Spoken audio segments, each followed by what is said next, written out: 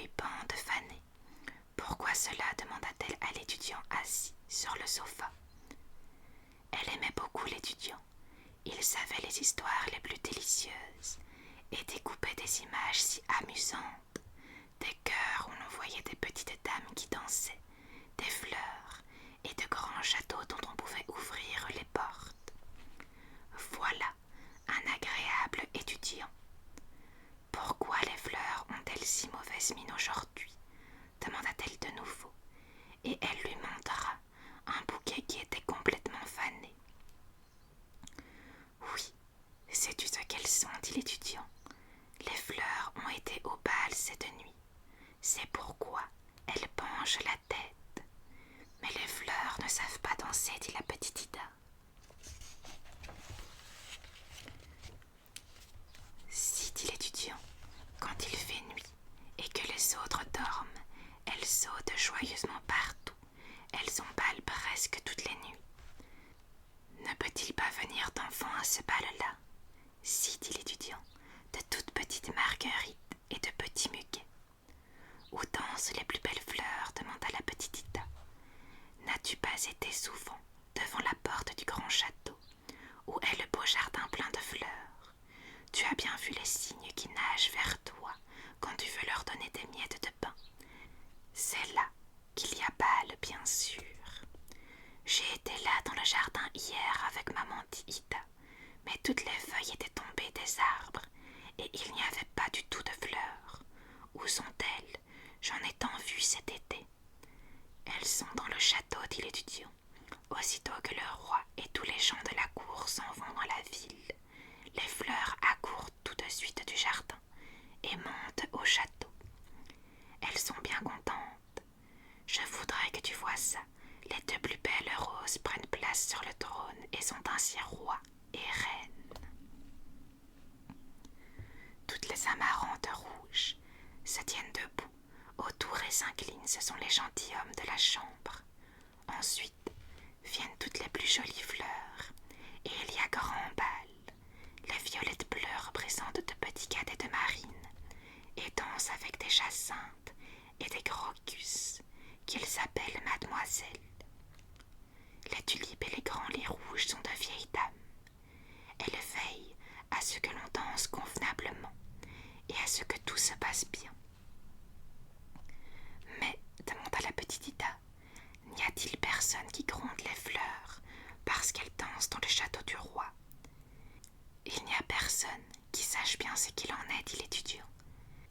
Quelquefois, il est vrai, arrive le vieux gardien du château. La nuit, il doit tout surveiller. Il a une grosse trousse de clés, mais aussitôt que les fleurs entendent les clés cliqueter, elles restent bien tranquilles, cachées derrière les grands rideaux, et elles avancent la tête. Je sens qu'il y a des fleurs ici, dit le vieux gardien, mais il ne peut pas les voir. C'est amusant, dit la petite Ida, et elle battit des mains. Mais est-ce que je ne pourrais pas non plus voir les fleurs? Si, dit l'étudiant, tu n'auras qu'à penser, quand tu retourneras au jardin, à jeter un coup d'œil par la fenêtre, et tu les verras. C'est ce que j'ai fait aujourd'hui. Il y avait un narcisse jaune étendu, tout de son long sur le canapé. C'était une dame d'honneur. Les fleurs du jardin botanique, est-ce qu'elles peuvent aussi venir là? Peuvent-elles faire ce long chemin? Oui, bien sûr, dit l'étudiant, car elles peuvent voler quand elles veulent. N'as-tu pas vu les beaux papillons rouges, jaunes et blancs? Ils ont presque l'air de fleurs. Et ils ont aussi été des fleurs. Ils ont jailli de la tige, haut en l'air, et ont agité les feuilles comme si c'était des petites ailes. Et ils ont volé. Et comme ils se conduisaient bien, il leur a permis de voler aussi dans la journée. Ils ne devaient pas revenir sur la tige pour s'y fixer immobile, et alors les feuilles sont devenues de vraies ailes.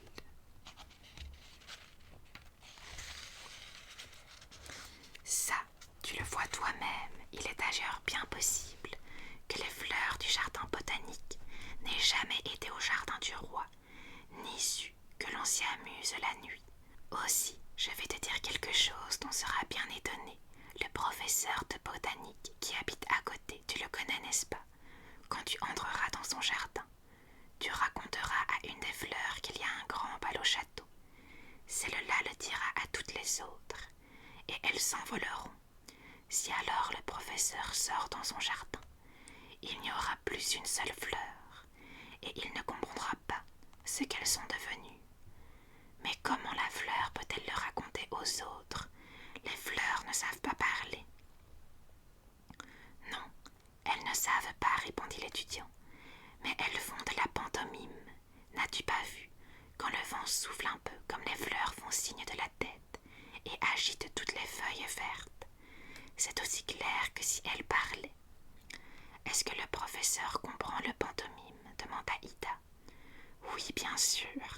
Un matin, il descendit dans son jardin et il vit une grande ortie qui faisait de la pantomime avec ses feuilles à un charmant œillet rouge qui disait « Tu es jolie et je t'aime ».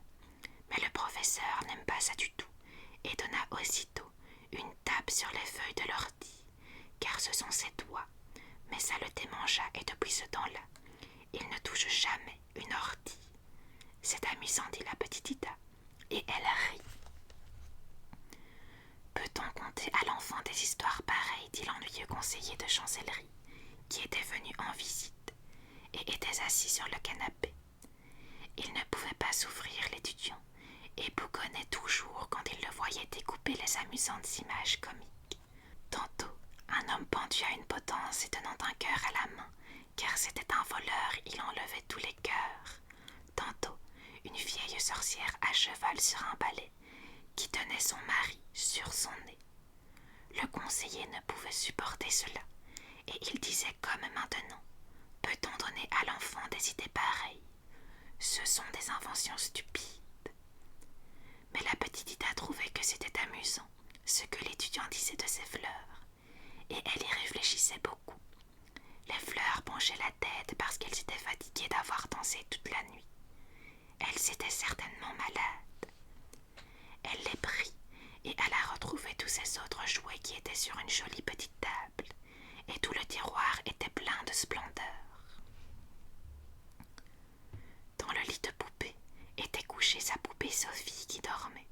Ida lui dit « Il faut te lever, Sophie, et te contenter du tiroir pour passer la nuit. Les pauvres fleurs sont malades, alors elles coucheront dans ton lit. Peut-être comme ça elles guériront. » Et elle prit la poupée, mais celle-ci avait un air renfrogné et ne disait pas un mot, car elle était mécontente parce qu'elle n'allait pas garder son lit. Et Ida étendit les fleurs dans le lit de poupée, tira la couverture sur elle jusqu'en haut et dit qu'elle devait se tenir bien tranquille et qu'elle allait leur faire du thé pour qu'elles puissent guérir et se lever demain. Et elle tira étroitement les rideaux autour du petit lit, en sorte que le soleil ne pouvait pas atteindre leurs yeux.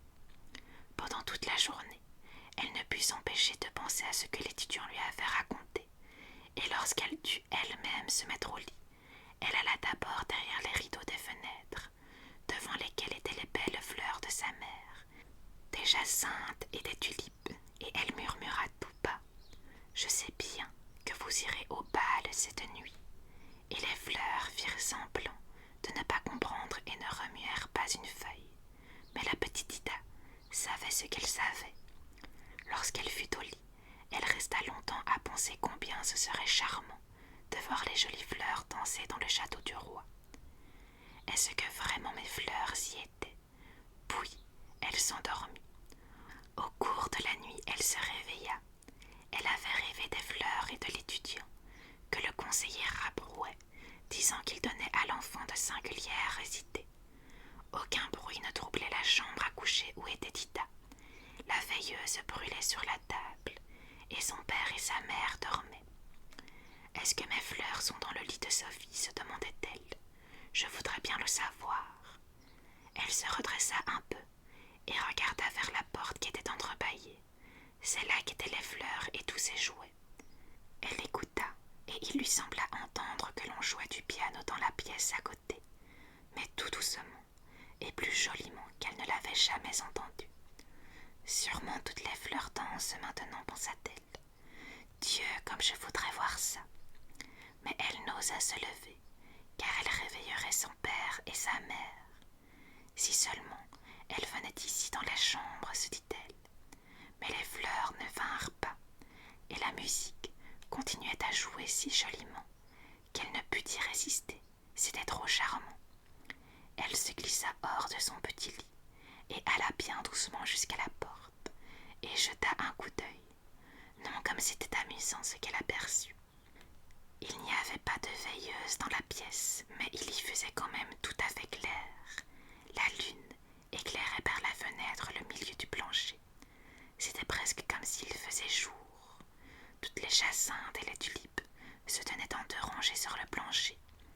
Il n'y en avait plus aux fenêtres, les pots étaient tous vides. Toutes les fleurs dansaient sur le plancher et dansaient gentiment les unes autour des autres, faisant la chaîne, et se tenaient par leurs longues feuilles vertes lorsqu'elles tournaient en rond. Et au piano était assis un grand lys rouge qu'Ida sûrement avait vu cet été, car elle se rappelait bien que l'étudiante avait dit « Oh, comme il ressemble à Mademoiselle Lynn !» Et tout le monde s'était moqué de lui. Mais maintenant Ida trouvait aussi que la longue fleur rougeâtre ressemblait à cette demoiselle, et avait en jouant les mêmes gestes, et inclinait sa longue figure rougeâtre, tantôt d'un côté, tantôt de l'autre, battant de la tête la mesure de la charmante musique.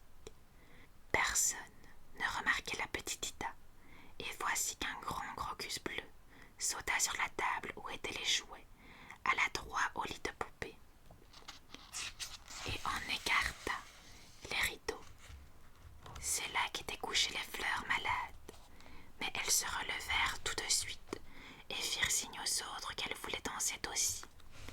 Le vieux Gasnois, dont la lèvre inférieure était détachée, se leva et salua les jolies fleurs. Elles n'avaient pas du tout l'air malades, sautèrent en bas parmi les autres et s'amusèrent beaucoup.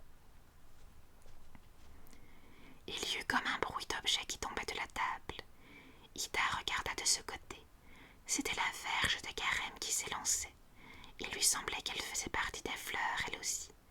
Elle était d'ailleurs aussi très gentille, et dans le haut se trouvait une petite poupée de cire, qui avait sur la tête un large chapeau semblable à celui que portait le conseiller.